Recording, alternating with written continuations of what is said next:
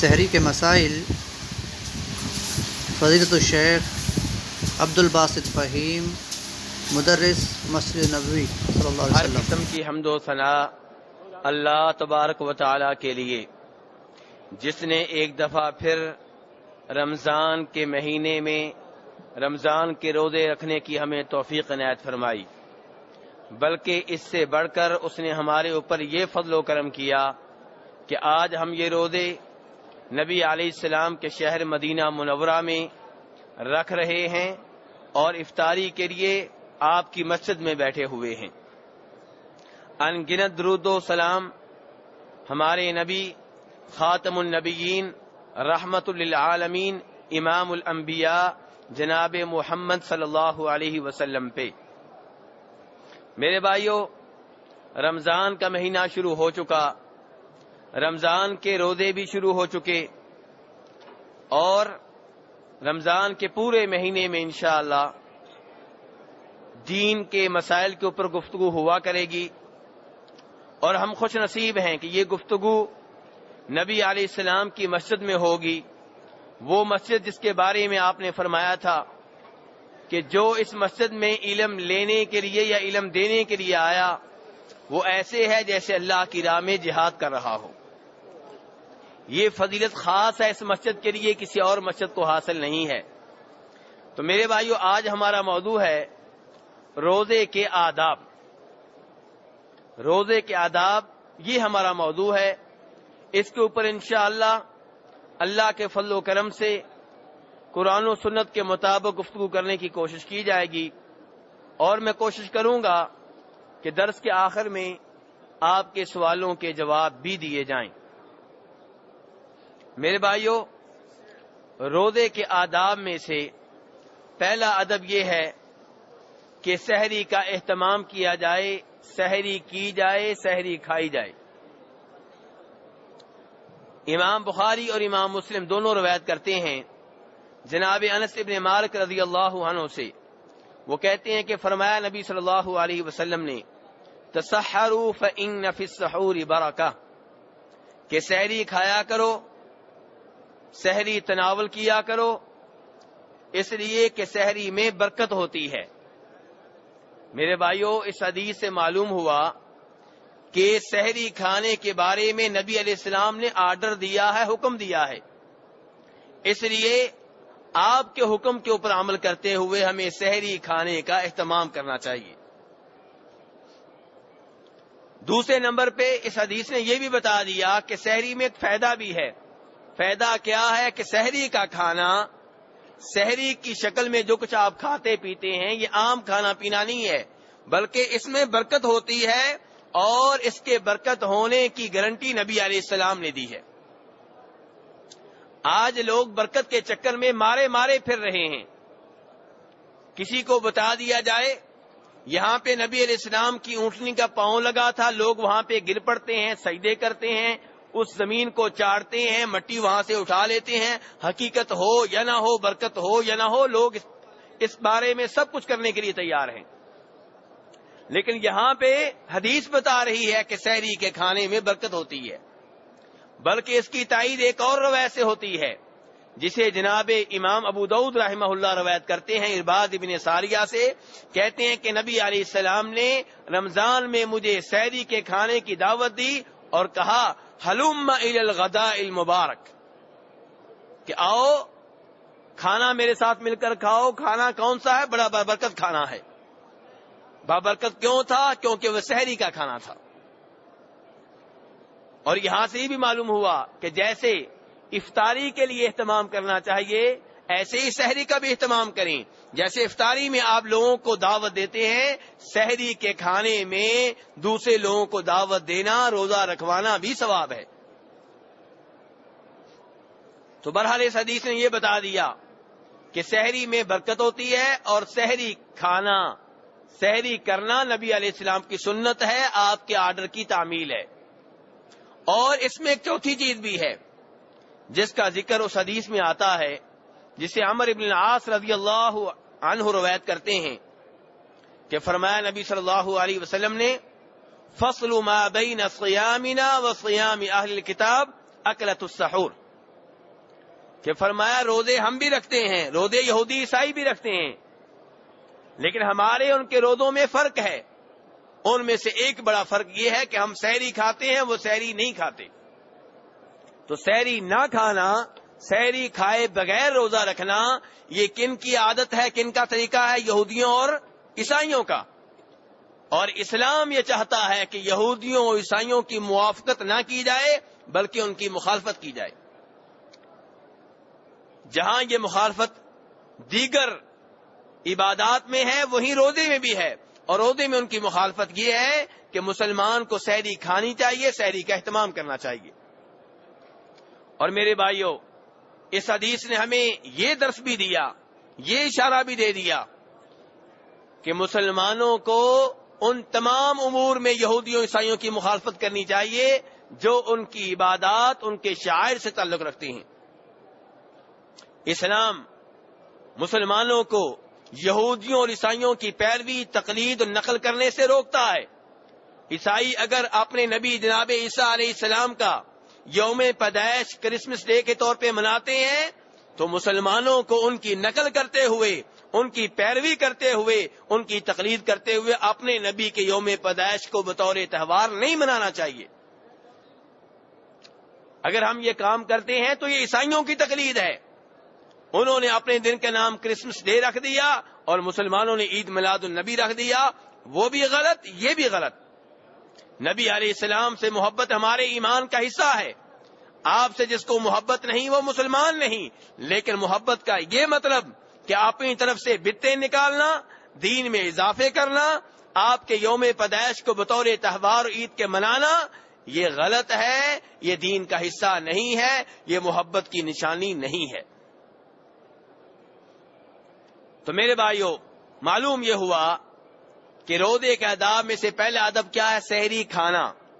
اب ہو سکتا ہے کوئی بھائی یہ کہے کہ میں سحری نہیں کھا سکتا کیونکہ رات کو بہت کھانا کھا لیتا ہوں، پیٹ میں جگہ نہیں رہتی، تو اس کا علاج بھی حدیث میں بھی موجود ہے۔ فرماتے ہیں نبی علیہ السلام کہ سحری کھایا کرو، اگر کچھ اور نہیں کھا سکتے تو پانی کا ایک گھونٹ پی لیا کرو۔ آپ اس سے اندازہ کریں کہ سحری کھانے کی کتنی اہمیت ہے کہ نبی علیہ السلام کہہ رہے سحری کھاؤ۔ اگر کسی کا یہ عذر ہے کہ میرے پاس ٹائم نہیں ہے، میرے پیٹ میں گنجائش نہیں ہے، شریعت کہتی ہے کوئی بات نہیں، پانی کا ایک گھونٹ پی لو۔ اس حدیث کو امام ابن حبان نے اپنی صحیح میں روایت کیا ہے۔ اور میرے بھائیو، سحری کے کھانے میں سب سے اچھی چیز کون سی ہوتی ہے؟ سحری کے دسترخوان پہ کس چیز کے رکھنے کا خصوصی طور پہ اہتمام کرنا چاہیے، وہ کیا ہے؟ کھجور۔ امام ابو داؤد روایت کرتے ہیں نبی علیہ السلام سے کہ فرمایا نبی علیہ السلام نے نعم سحور المؤمن التمر، کہ سحری کے کھانے میں سب سے اچھی چیز کیا ہوتی ہے؟ کھجور ہوتی ہے۔ تو جیسے مسلمان افطاری کے وقت کھجور کا اہتمام کرتے ہیں، ایسے ہی سحری کے وقت بھی کھجور کا اہتمام کرنا چاہیے۔ یہ بڑا بابرکت پھل ہے۔ تو میرے بھائیوں، آپ نے روزے کے آداب ذہن نشین کرنے ہیں۔ تو پہلا ادب میں نے اب تک کیا بتایا ہے؟ سحری کا کھانا، سحری کرنا، یہ پہلا ادب ہے۔ دوسرا ادب، سحری کی جائے لیکن آخری وقت پہ کی جائے۔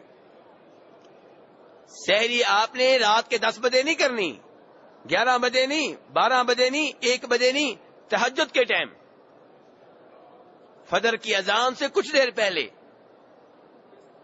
جناب انس بن مالک فرماتے ہیں کہ زید بن ثابت رضی اللہ عنہ نے کہا کہ تسحرنا مع النبی صلی اللہ علیہ وسلم ثم قمنا الى الصلاة، کہ ہم نے نبی علیہ السلام کے ساتھ مل کے سحری کی اور سحری کرنے کے بعد ہم نماز کے لیے کھڑے ہو گئے۔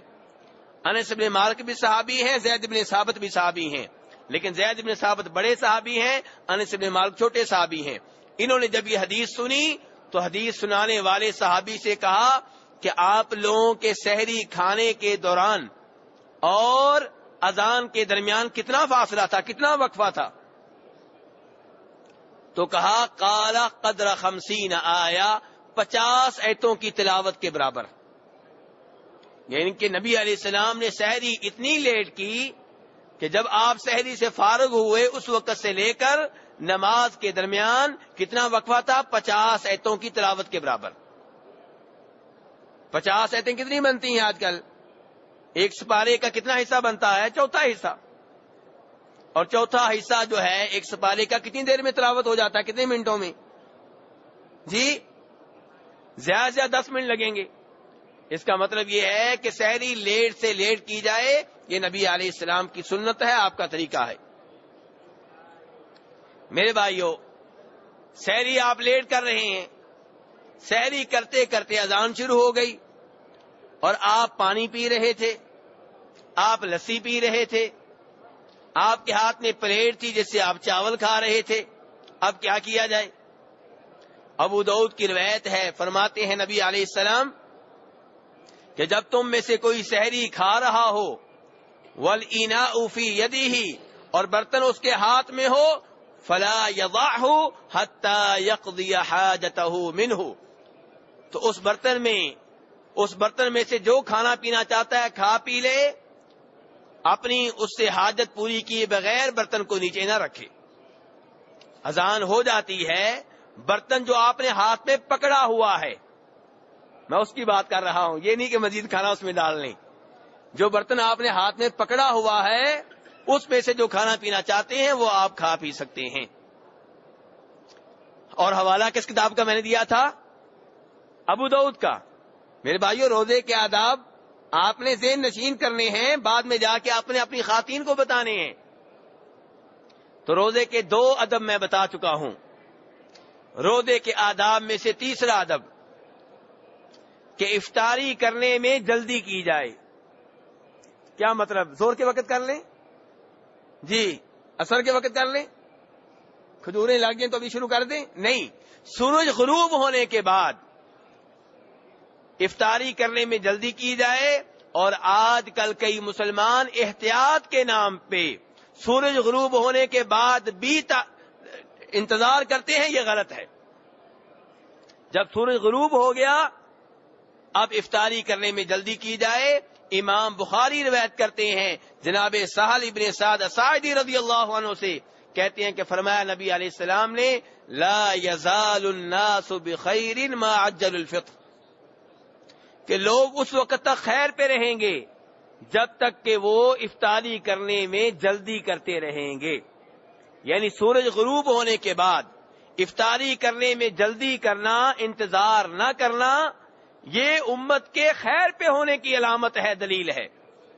اور جب وہ وقت آ جائے کہ امت سورج غروب ہونے کے بعد بھی احتیاط کے نام پہ مزید انتظار کرے، اس کا مطلب یہ ہے کہ امت اب خیر پہ نہیں رہی. اور ابو داؤد کی روایت میں یہ الفاظ بھی آتے ہیں کہ فرمایا نبی علیہ السلام نے لِأَنَّ الْيَهُودَ وَالنَّصَارَى يُؤَخِّرُونَ، کہ سورج غروب ہونے کے بعد افطاری کرنے میں جلدی کرنے کی بجائے تاخیر کرنا، یہ عادت ہے یہودیوں اور عیسائیوں کی، مسلمانوں کی یہ نشانی نہیں ہے. آج بھی سورج غروب ہونے کے فوراً بعد وہ افطاری نہیں کرتے. یہ حوالہ میں نے کس کتاب کا دیا ہے؟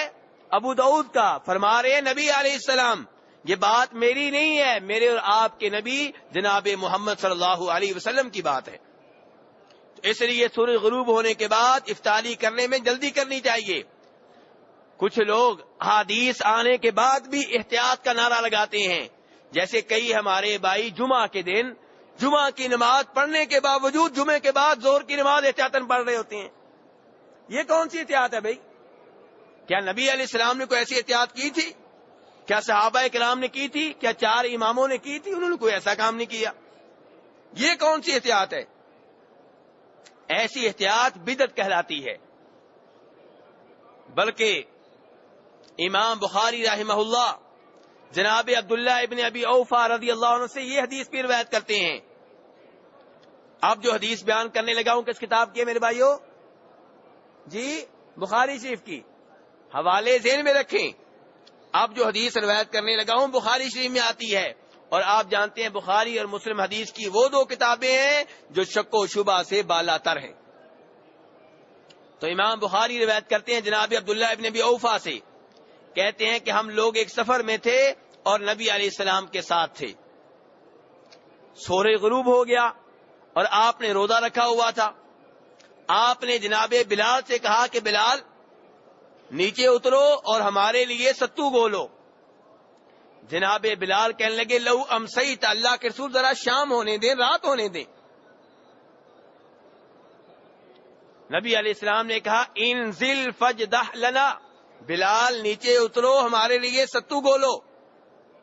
جناب بلال کہنے لگے انا علیک نہارا، اللہ کے رسول ابھی تو روشنی ہے. نبی علیہ السلام نے پھر کہا انزل فجدح لنا، بلال نیچے اترو ستو گولو. بلال نیچے اترے، ستو گولا، نبی علیہ السلام کو پیش کیا، آپ نے پیا اور پھر فرمایا اذا رأیتم اللیل اقبل من ہاہنا فقد افطر الصائم، جب دیکھو کہ مشرق کی جانب سے رات آ گئی ہے، رات چھا گئی ہے، سورج غروب ہو گیا ہے، سورج ڈوب گیا ہے، تو روزہ دار کے روزہ افطار کرنے کا ٹائم ہو گیا. اب دیکھیں یہاں پہ جناب بلال احتیاط کا مشورہ دے رہے تھے، کہہ رہے تھے ابھی روشنی ہے، حالانکہ سورج غروب ہو چکا تھا. روشنی کئی دفعہ تھوڑی سی رہتی ہے لیکن سورج غروب ہو چکا ہے، اور وہ کہہ رہے ہیں ابھی رات ہونے دیں، اندھیرا ہونے دیں. لیکن نبی علیہ السلام نے ان کے مشورے کو رد کر دیا، ریجیکٹ کر دیا، اور اصول بیان کیا کہ جب سورج غروب ہو جائے پھر احتیاط کرنے کا کوئی مطلب نہیں ہے.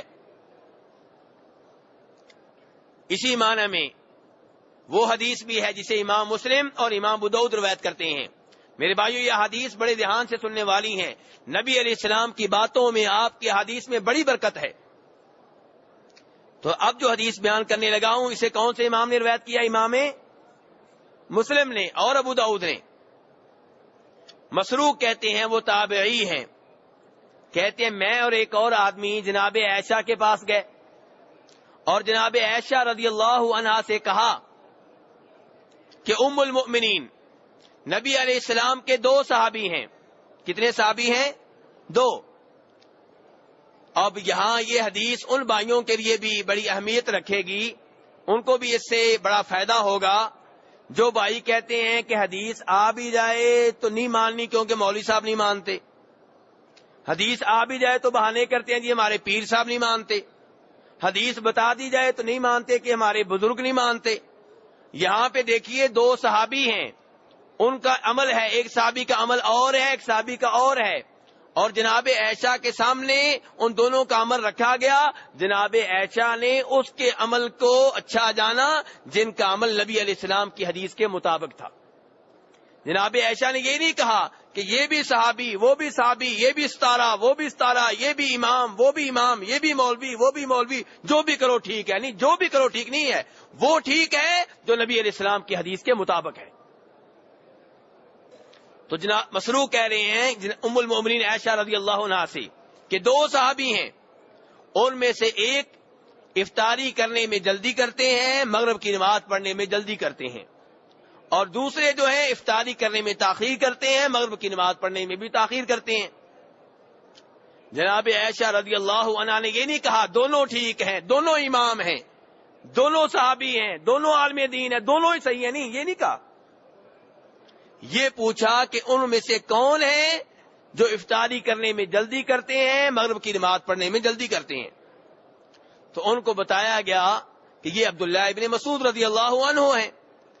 تو جناب عائشہ نے کہا نبی علیہ السلام بھی ایسے ہی کرتے تھے، یعنی کہ عبداللہ ابن مسعود کا عمل درست ہوا کیونکہ حدیث کے مطابق ہے.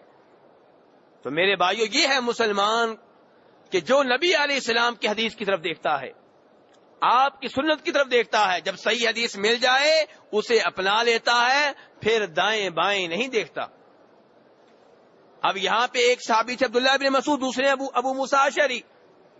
اب آپ یہ نہیں کہہ سکتے کہ وہ بھی امام ہیں، یہ بھی امام ہیں، وہ بھی بڑے بزرگ ہیں، یہ بھی بڑے بزرگ ہیں. نہیں، عبداللہ ابن مسعود کی یہاں بات مانی جائے گی. کیوں؟ کیونکہ اس کے اوپر سٹیمپ لگی ہوئی ہے نبی علیہ السلام کی، کیونکہ حدیث اس کے مطابق ہے. تو خلاصہ کلام یہ ہے کہ روزے کے آداب میں سے تیسرا ادب کیا ہے کہ افطاری کرنے میں جلدی کی جائے، سورج غروب ہونے کے بعد تاخیر نہ کی جائے۔ کئی ممالک میں ایسے ہوتا ہے کہ عام طور پہ مغرب کی اذان ہوتی ہے 5:55 پہ، اب مغرب کی اذان جب بھی ہوتی ہے سورج غروب ہونے کے بعد ہی ہوتی ہے نا، لیکن رمضان کا مہینہ آئے گا نہیں جی 5:60 پہ دیں گے، کیوں؟ 5 منٹ احتیاط کرنی ہے۔ تو کیا پہلے جو آپ اذان دیتے تھے وہ غلط تھی؟ نہیں میرے بھائی، یہ احتیاط جو ہے حدیث کے منافی ہے۔ 4 حدیثیں میں نے آپ کے سامنے رکھی ہیں جن سے پتہ چل رہا ہے، اور حوالے بخاری مسلم کے دیے ہیں جن سے پتہ چل رہا ہے کہ ایسی احتیاط شریعت کے مطابق نہیں ہے۔